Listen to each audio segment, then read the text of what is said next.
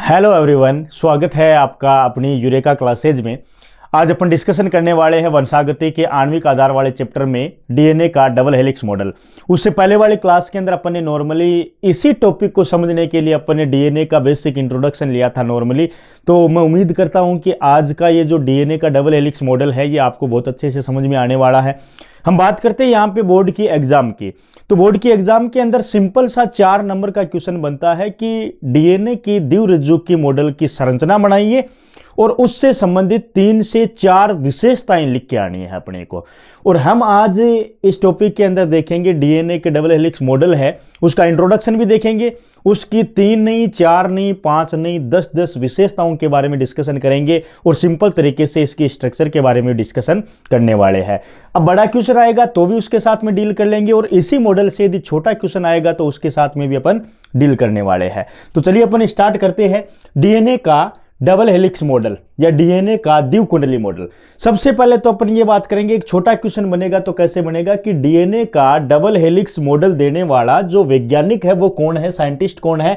Watson और क्रिक ने DNA का द्विरज्जु की मॉडल प्रस्तुत किया है और इस मॉडल के लिए वाटसन और क्रिक साहब को नोबेल पुरस्कार भी दिया गया है। ये बात अपने को एग्जाम में लिख के भी आ सकते हैं और ना लिखे तो कोई दिक्कत नहीं है। ये मॉडल विल्किंस व फ्रैंकलिन द्वारा दिए गए अक्षरे विवर्तन के आंकड़ों पे आधारित था। भाई अभी जो अपन डीएनए का मॉडल पढ़ रहे हैं वो तो अपन पढ़ रहे हैं, इसका मतलब ये नहीं कि सबसे पहले यही मॉडल दिया गया था। इस डीएनए के डबल हेलिक्स मॉडल से पहले विल्किंस और फ्रैंकलिन नाम के साइंटिस्ट ने डीएनए की द्विरज्जु की संरचना को समझा दिया था, लेकिन आज के टाइम में जो सर्वमान्य मॉडल माना गया है वो वाटसन और क्रिक साहब वाले को माना गया है। इस मॉडल में बी डीएनए की द्वितीयक संरचना को समझाया गया है। तो एक अपने को छोटा क्वेश्चन यहां से मिल गया है कि वाटसन और क्रिक ने डीएनए का जो डबल हेलिक्स मॉडल बनाया है तो वो जो डीएनए का डबल हेलिक्स मॉडल था वो कौन से डीएनए का बनाया था, क्योंकि डीएनए नॉर्मली 3 प्रकार के होते हैं। ए डीएनए होता है, बी डीएनए होता है, जेड डीएनए होता है।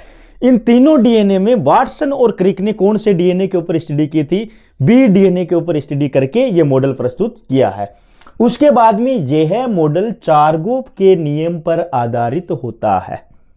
ये जो मॉडल अपन देखने जा रहे हैं ये किस नियम पे आधारित है, चारगोप के नियम पे। अब ये जो चारगोप का नियम है इसको अलग से अपन पढ़ने वाले, लेकिन नॉर्मली अपन यहां पे देख लेंगे कि चारगोप साहब क्या बोलते हैं। चारगोप ये बोलते हैं कि डीएनए के अंदर जो नाइट्रोजन क्षारक होते हैं प्यूरिन और पिरिमिडिन ये इक्वल अमाउंट में होते हैं। मतलब प्यूरिन की जितनी मात्रा होगी डीएनए के अंदर उतने के उतने पिरिमिडिन नाइट्रोजन क्षारकों की मात्रा होगी। इसको हम चारगोप के नियम से जानते हैं। अब इस मॉडल के अनुसार ये मॉडल जो अपन ने बनाया है ये क्या क्या बातें बोलेगा, इसकी क्या क्या विशेषताएं होगी, अपन थ्योरी भी देखेंगे साथ में डायग्राम भी देखेंगे।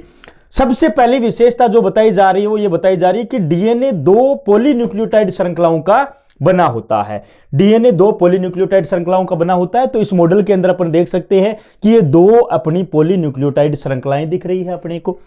दूसरा बोल रहा है पॉलीन्यूक्लियोटाइड श्रृंखलाओं का मुख्य आधार शुगर और फॉस्फेट होता है। ये जो पॉलीन्यूक्लियोटाइड श्रृंखलाएं अपने को दिख रही है ये 2 स्ट्रैंड डीएनए के अपने को दिख रही है, 2 रज्जुक अपने को दिख रहे हैं।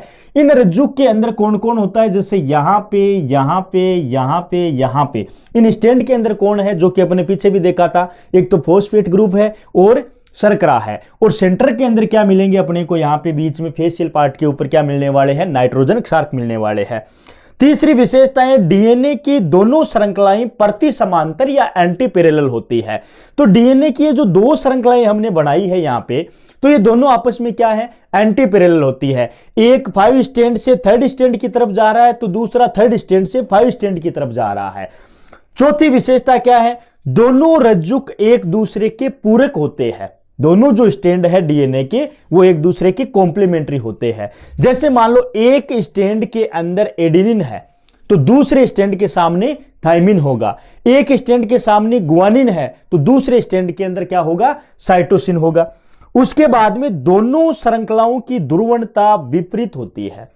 ये जो पोलैरिटी है दोनों स्टैंड की वो क्या होती है, अपोजिट होती है। जैसे एक क्या है, दक्षिणावर्त है तो दूसरा क्या है, वामावर्त है, मतलब राइट हैंड और लेफ्ट हैंड। उसके बाद में दोनों रज्जुक आपस में हाइड्रोजन बॉन्ड द्वारा जुड़ी रहती है। ये जो दोनों रज्जुक अपने को दिखाई दे रहे हैं, इनके सेंटर वाले पोर्शन के अंदर ये जो अपन ने बना रखे हैं, ये क्या बनाए अपन ने, नाइट्रोजन क्षारक बना रहे हैं। और नाइट्रोजन क्षारकों के बीच में क्या होता है, जैसे मान लो इस साइड के अंदर ये थायमिन था, इस रज्जुक के अंदर एडेनिन था। अब दोनों एडेनिन और थायमिन किसके साथ में जुड़ेंगे, डबल हाइड्रोजन बॉन्ड के साथ में जुड़ेंगे। इस स्टैंड के पास में ग्वानिन था, इस स्टैंड के पास में साइटोसिन नाइट्रोजन क्षारक था। दोनों के दोनों नाइट्रोजन क्षारक ट्रिपल बॉन्ड से जुड़े हुए होंगे, मतलब तीन हाइड्रोजन बॉन्ड से जुड़े हुए होंगे। उसके बाद में प्यूरिन के विपरीत सदैव पिरिमिडिन क्षारक जुड़ता है, ताकि दोनों रज्जुकों के मध्य दूरी लगभग समान रहे। जैसे एक साइड के अंदर प्यूरिन है तो दूसरी साइड के अंदर पिरिमिडिन रहेगा। जैसे एडेनिन क्या है, प्यूरिन है, थायमिन क्या है, पिरिमिडिन है। ग्वानिन क्या है, प्यूरिन है, साइटोसिन क्या है, पिरिमिडिन है। तो प्यूरिन हमेशा पिरिमिडिन के साथ में जुड़ा रहता है। उसके बाद में डीएनए का व्यास 20 एंगस्ट्रॉन होता है। डीएनए का जो व्यास होता है, जैसे इस स्ट्रैंड के बीच में और इस स्ट्रैंड के बीच की ये जो दूरी है, ये जो व्यास है, ये कितना है, 20 एंगस्ट्रॉन का होता है। छोटा क्वेश्चन भी वहां से बन सकता है। एक कुंडलन में नाइट्रोजन क्षारक युग्मों की संख्या 10 बेस पेयर होती है। जैसे मैं यहां से लेकर के यहां तक नाइट्रोजन क्षारक युग्मों की संख्या 10 बेस पेयर होती है। तो एक कुंडलन में नाइट्रोजन क्षारक युग्मों की संख्या 10 बेस पेयर होती है। तो एक कुंडलन कौन सा माना अपने, यहां से लेकर के यहां तक क्या हुआ है, अपना एक कुंडलन हुआ है। और इस एक कुंडलन के अंदर जैसे 5 नाइट्रोजन बेस एक साइड में, 5 नाइट्रोजन बेस एक साइड में, तो 10 तो ये हो गए। फिर दूसरे वाले घुमाव के अंदर 5 एक साइड में, 5 एक साइड में, 10 ये हो गए। तो टोटल मिलाकर के यहां से यहां तक एक कुंडलन के अंदर 20 नाइट्रोजन क्षारक हुए हैं, जिसको हमने बोला है 10 नाइट्रोजन बेस पेयर। उसके बाद में एक कुंडलन की लंबाई 34 एंगस्ट्रॉन या 3.4 नैनोमीटर होती है। ये जो एक कुंडलन यहां से यहां तक का है, इसकी लंबाई की बात करें तो कितनी है, 34 एंगस्ट्रॉन। एंगस्ट्रॉन में पूछे तो 34 और नैनोमीटर में पूछे तो 3.4। उसके बाद में दो नाइट्रोजनी क्षार युग्मों के मध्य की दूरी कितनी है, 3.4 एंगस्ट्रॉन या 0.34 नैनोमीटर होती है। दो नाइट्रोजन बेस की अपन बात करें कौन कौन से, जैसे मान लो कि एडेनिन थायमिन के साथ में जुड़ा, ग्वानिन साइटोसिन के साथ में जुड़ा, तो इन नाइट्रोजन बेस के बीच में, दो के बीच में क्या डिस्टेंस रहती है, जैसे मैं बात करूं यहां से लेकर के यहां तक की, ये जो दूरी है ये कितनी होती है, जैसे एडेनिन थायमिन के साथ में, ग्वानिन साइटोसिन के साथ में, ट्रिपल बॉन्ड के साथ में जुड़ा हुआ है, इसके बीच की जो दूरी होती है वो कितनी होती है, 3.4 एंगस्ट्रॉन या 0.34 नैनोमीटर होती है। तो इस हिसाब से अपन ने ये 10 विशेषताएं इसमें देखी है। उसके बाद में अपन और विशेषताओं को ऐड करना चाहे तो ये वाली बात भी दोबारा से लिख सकते हैं, और इसके छोटे क्वेश्चन भी बनते हैं कि दो नाइट्रोजन क्षारकों के बीच में हाइड्रोजन बंध पाया जाता है। शर्करा और नाइट्रोजन क्षार के बीच में ग्लाइकोसाइडिक बंध पाया जाता है। शर्करा और फॉस्फेट समूह के बीच में फॉस्फोडाइएस्टर बंध पाया जाता है, और दो न्यूक्लियोटाइड के बीच में भी फॉस्फोडाइएस्टर बंध पाया जाता है। तो इस हिसाब से अपन ने वाटसन और क्रिक के डबल हेलिक्स मॉडल की स्ट्रक्चर को भी देख लिया है और उनकी विशेषताओं को भी देख लिया है सिंपल तरीके से। तो अपने को एग्जाम में क्या करना है, जैसे ही क्वेश्चन बनेगा तो एग्जाम के अंदर सबसे पहले सिंपल वे के अंदर ये स्ट्रक्चर बना देनी है, डीएनए का डबल हेलिक्स मॉडल बना देना है।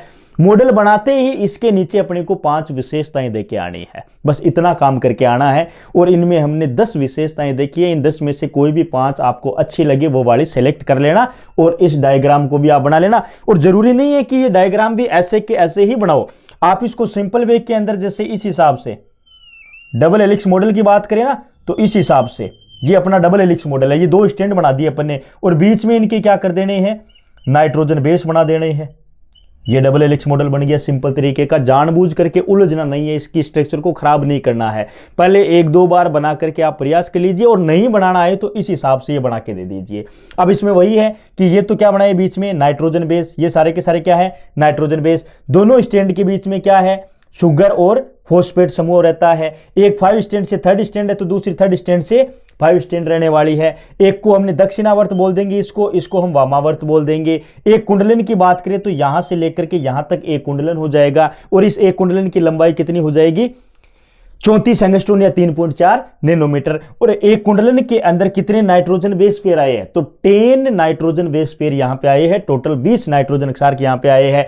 फिर अपने से पूछेगा डीएनए का व्यास कितना होता है? तो डीएनए का व्यास यहां पे ये 20 एंगस्ट्रोम वाला हो गया है। तो ये सिंपल स्ट्रक्चर भी अपन बना करके आ सकते हैं, कोई नंबर अपने काटने वाला नहीं है। तो ये अपने देखा था वाटसन और क्रिक का डबल हेलिक्स मॉडल, जो कि 4 नंबर का बड़ा क्वेश्चन बनने की संभावना रहती है।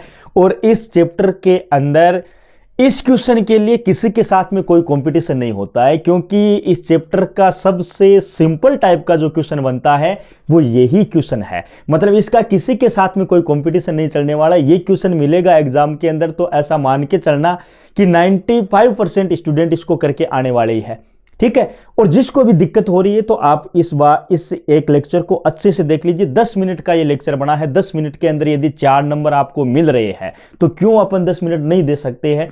तो आज की क्लास के लिए डीएनए का डबल हेलिक्स मॉडल कंप्लीट कर लिया। नेक्स्ट क्लास के अंदर इसी चैप्टर का एक इंपॉर्टेंट टॉपिक लेके आने वाले हैं, जिसका डिस्कशन अपन उसी लेक्चर के अंदर करने वाले हैं। Thank you so much.